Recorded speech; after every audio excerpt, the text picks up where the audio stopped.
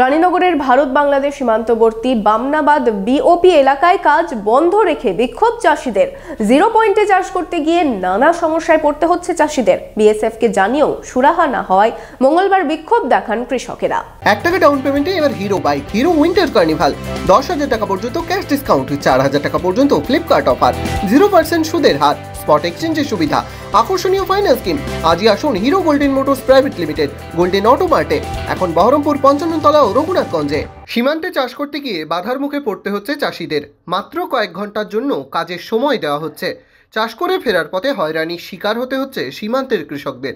এরই প্রতিবাদে রানীনগরে ভারত বাংলাদেশ সীমান্তবর্তী বামনাবাদ বিওপি এলাকার কাজ বন্ধ রেখে বিক্ষোভ চাষিদের। সীমান্ত এলাকার চাষিদের দাবি, সীমান্তে জিরো পয়েন্টে তাদের জমি রয়েছে, সেখানে জমিতে চাষ করতে সময় মিলছে মাত্র কয়েক ঘন্টা। এর জেরে একদিকে যেমন তাদের চাষ করতে সমস্যা হচ্ছে, তেমনি বাংলাদেশ থেকে দুষ্কৃতীরা তাদের ফসলও কেটে নিয়ে যাচ্ছে। আমাদের সমস্যা হচ্ছে যে মাঠে যায় মানুষ নিয়ে, 8-10টা মানুষ যায়, এবার 10টা এন্ট্রি দিলে কোন টাইমে কাজটা করবে? বাংলাদেশে আজাম পড়বে 11:30টার টাইমে, তাহলে 11:30টার মধ্যে আমাদের 300-350 টাকা মানুষকে গুনতে হচ্ছে। এবার খেতে চাষি আবাদ করে আমরা যদি 2 পয়সা নাই খাইতে পাবো, তাহলে আমরা কোন জায়গায় বাঁচবো? এ হচ্ছে আমাদের সমস্যা।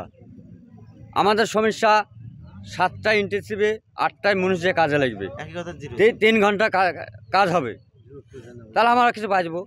আর জিরোতে চলে গেলে আমাদের নিজস্ব স্বাধীন ছেলে মেয়ে সবই লিজে আমরা কাজকাম করতে পারবো।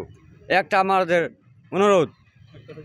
এই 3টার পর এসে কাটি কুটিলে চলে যাচ্ছে, আর 4টার মধ্যে আমাদের হাজির হইতে হবে কোন টাইমে কাজ করব আর কোন টাইমে আসবো। 10টার আগে এন্ট্রি করতে হবে। কতক্ষণ কাজ করতে পারে? কাজ আর কতক্ষণ করবে?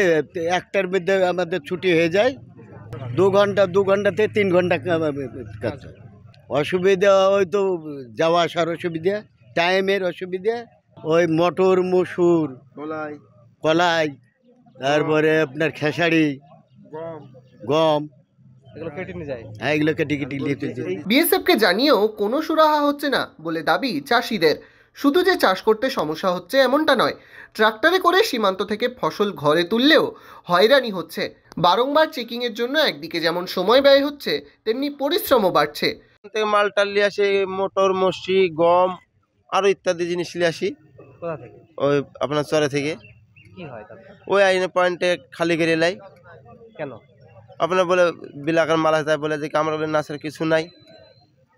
এর আগে এমনি আর মেশিন দিয়ে চেক করে ছেড়ে দিত। এখন কি করছে? এখন ওই আপনার খালি করে দিছে। আর আপনার 10:30 পরে এন্ট্রি হবে না তাই বলছে। আর প্রত্যেকটা আপনার রায়ের মশুরি সব মুখ খুলিয়ে ঢালিয়ে চেক করছে। অবিলম্বে সমস্যা সমাধানের দাবিতে এদিন সকাল থেকেই সীমান্তে কাজে যাননি শ্রমিকেরা।